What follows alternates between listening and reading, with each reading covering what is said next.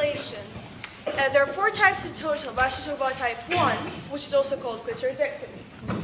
Now, clitoridectomy is the partial or total removal of the clitoris, and the clitoris is a small and sensitive part of the female genitals. Now, I don't know about you, but I wouldn't like my loved ones, my daughters, or anyone in general to go through something as horrible as this. Now take the woman who's cutting.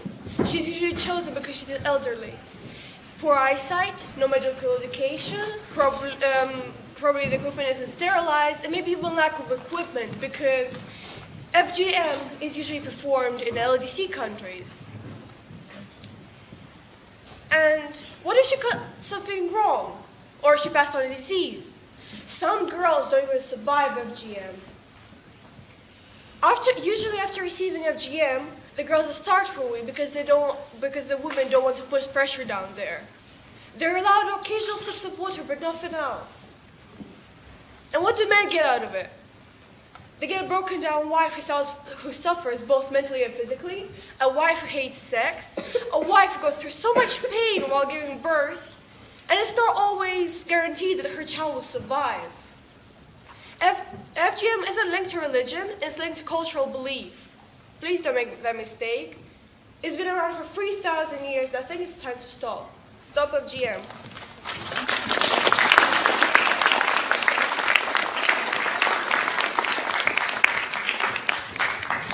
Hello, my name is Erica. And I am incision.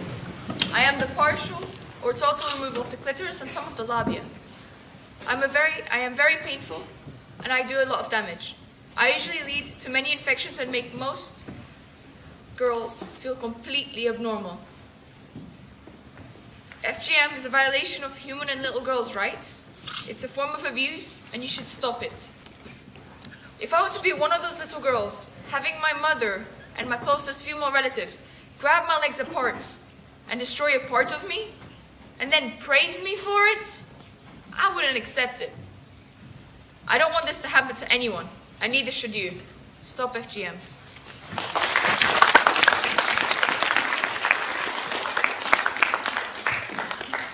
My name is Susan, and I'm going to talk about type 3, which is invigilation. Now, this is the narrowing of the vaginal opening. That means cutting the clitoris and the vaginal lips. So they'll be sewn up with any skin left. Now, you can imagine that the process of it is excruciating. We had someone come in to talk to us about it, and she was talking about how it feels like her whole body was on fire. And you can imagine giving birth is already painful. Now, if you was to give birth, that means that would rip. So you could just, I don't even have to go into detail about it. I can see by you guys' face that you understand already how terrible that is. And like Mahela was saying, when they use these instruments, medical instruments, they don't use things like scissors or needles, or they don't put you to sleep. There's no anesthetics. You're pretty much alert. And they use things like broken glass or maybe some kind of sharp metal that was there when they needed it. They don't sterilize any of this. There's no anesthetics whatsoever. Can you imagine? And it's not just people your age, people older than you and people younger than you. There's 6-month-old baby that are going through this. We need to stop FGM because it's a violation of a girl's right. This is a gender-based violation. We should be able to die the same way we were born with all of our body parts. It's our right and our body. You need to stop FGM.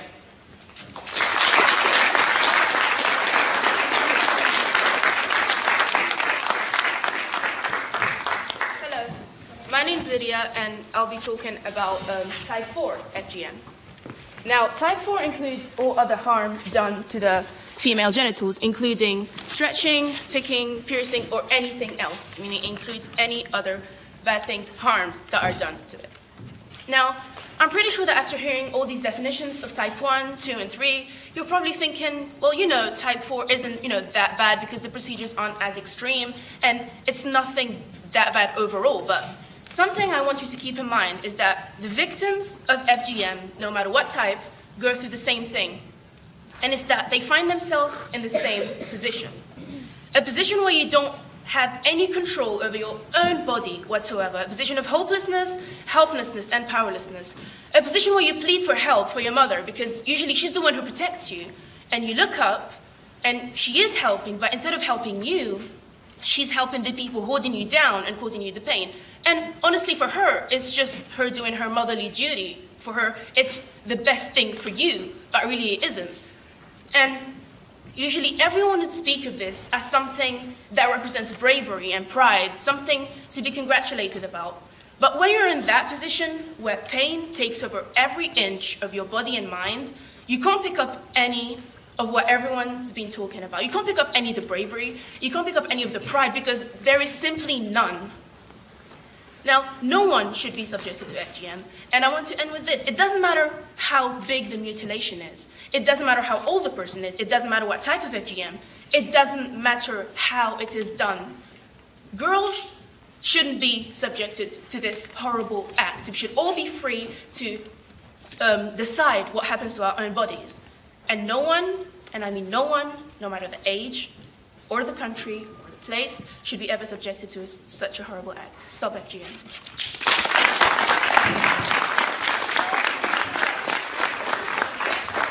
I'm going to be talking about some of the legal sides of this. Now, FGM has been a specific criminal offence since 1985.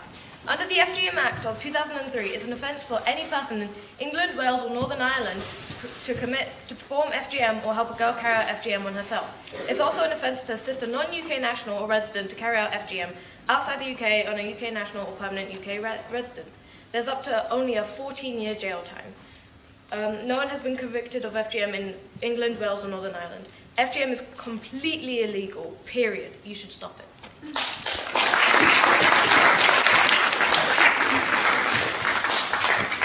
Now, to clear things up, FGM has absolutely no health benefits, and what it essentially does is tear apart the vagina itself.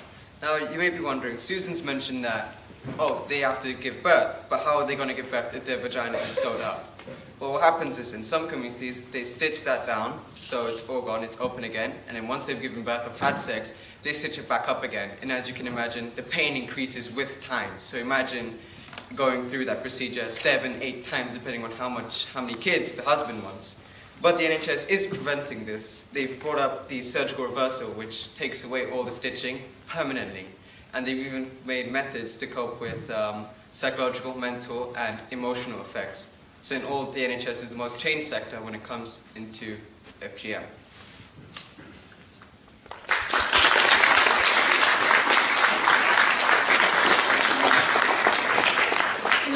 I want to talk to you guys about FGM from someone else's point of view, not yours, someone who hasn't been through it. We're talking about someone who has. Now, this person is probably, I don't know, maybe your age, and she's in the dark about, she doesn't know what it is she's feeling, and she's feeling outnumbered, she's feeling abnormal. Now, we need to stop this because there's various countries where this is going on, especially in Africa, and it's been spotted in South America as well. And there are many girls in the UK that are at risk of FGM because it's been spotted in Europe. Now, I wouldn't want my sisters, my friends, my mom, anyone I know to go through this because this is such a horrific act. And this is not linked to religion at all. This is completely to do with culture. It's been around for around 3,000 years. So we need to get that mentality out. This is just because they don't want them to have sex before marriage. But think about it from the husband's point of view, the man's point of view, like Mahela said. What do they get? A wife that doesn't want to talk about it, waking up in the middle of the night in sweat because she's had a night, not even a nightmare, you don't know what to call it. It's that horrendous. I'm so glad none of you guys laughed about this because there's nothing funny about this whatsoever. Stop FGM.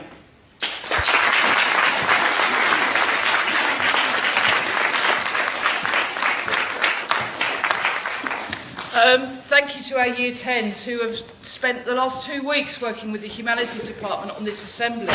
But none of it would have been possible without Hiba Wardair, who's here to speak to you briefly. She's the ambassador for zero tolerance to FGM for the borough, and she's also an FGM survivor. Hiba Wardair.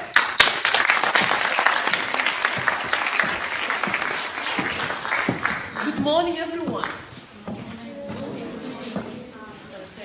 Good morning, everyone. Good morning. I know you are shocked, but I am I'm speechless how you all, your level of maturity is just, I can't take it in, and you are year 7. That's amazing, and I want to thank you that before I say anything else. Thank you so much for listening. You are actually better than some year groups. You are literally listening. None of you loved or said anything, you just listened, and that's amazing. I underwent FGM only 6 years old, and I fight it because I don't want any of you to go through it. Why?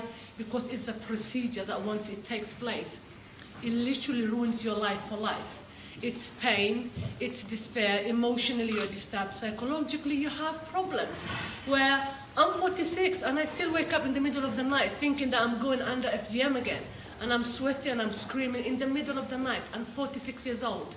That's not normal. And I don't want that for any of you to go through that. As your schoolmates said earlier, it's cultural belief. It's got nothing to do with religion. If anybody tells you it's religious, it's never religious. It's about cultural belief. They want to preserve you. They want to keep you virgin until you get married, which is, it's not even a word for that. Why should anybody rip anything out of your body? Your body belongs to you only. It's your body. It's the way you were born. Whoever created you, whether you believe in God or evolution, whatever you believe in, deemed you beautiful person in every single way. No one, and I mean no one, not even your parents, have a right to tamper with your body. No one. Your body belongs to you only, nobody else. You decide what happened to it. And you are under 18, that means you're a child. You don't give consent to this. Adults make these decisions for you, which means they are violating your rights. You, as a child, have rights to say no. FGM is cultural practice that will ruin your life. Never say yes to it. And if you think you are being pressured into, you are adults. They all have been trained. They know how to help you. Come seek help. If you think you've experienced FGM but you don't understand it, still come seek help, because there will be plenty of help for you. Do not suffer in silence. That's the worst way of suffering. Fight FGM. And if you think your older sisters have undergone after what you've had today, still come and talk to adults in your school. Because that means, if your sister have undergone, that means 100% you will be undergoing as well. Or go home, ask your parents today, talk about this, open this conversation. Because it will shock them when you open this conversation, because they will never tell you until it's the day it's happening to you. Fight FGM. It will ruin your life, and you don't want that to happen. You're a child, you have a right. Say no to it. Thank you so much for listening with such a level of maturity. Thank you so much.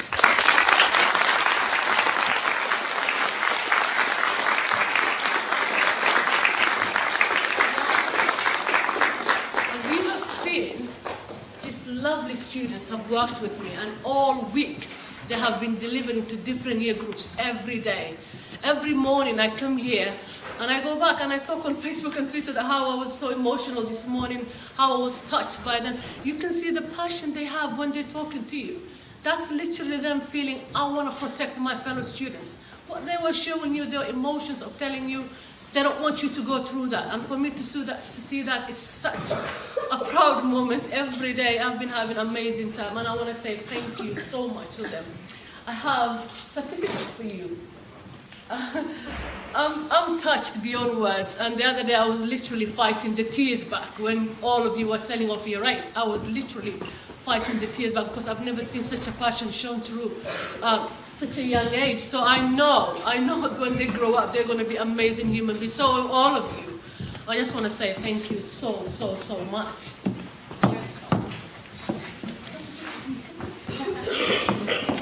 Okay. First of all, well done for your efforts, Lily Jane Berlinka.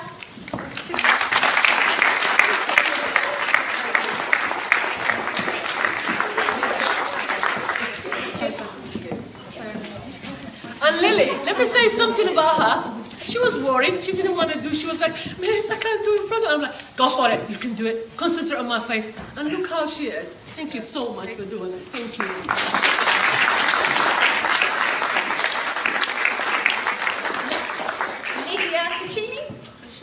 What can I say about Lydia? Lydia has become enemies in this school, but I love that. Thank you so much, Lydia. Thank you.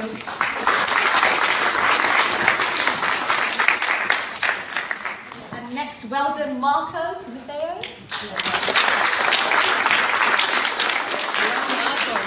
He's doctor in making, and I can't wait one day. I'm going to be your patient, so you be nice with me, okay? Thank you. Thank you so much.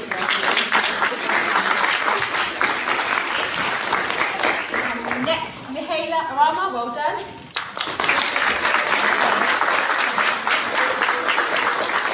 Isn't she pretty? She's so lovely. I'm not thank you, Mihaela. Thank you so much.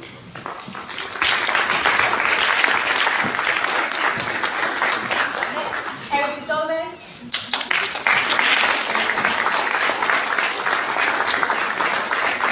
I can see you as a lawyer because of how passionate you are when you say that. You say immobilize. I don't use those words, but you do.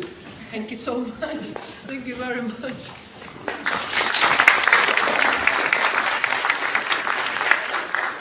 And the last one for today, Susan Albios.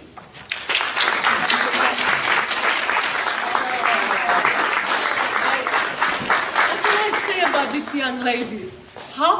Most of the things she said, I have got nothing to do with it. That's all Susan. And I get teary when I want to talk about it because she touched my heart so much because things that she was saying was, I don't know. I want to say thank you so much. Thank you.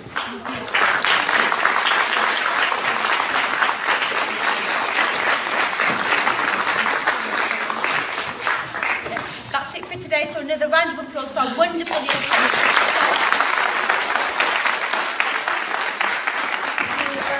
It was her idea that we do this project, and it was really fun, and we're glad that you know now nothing's going to happen to you. We know that you're safe, and you know, and you're well informed. So a round of applause for Eric.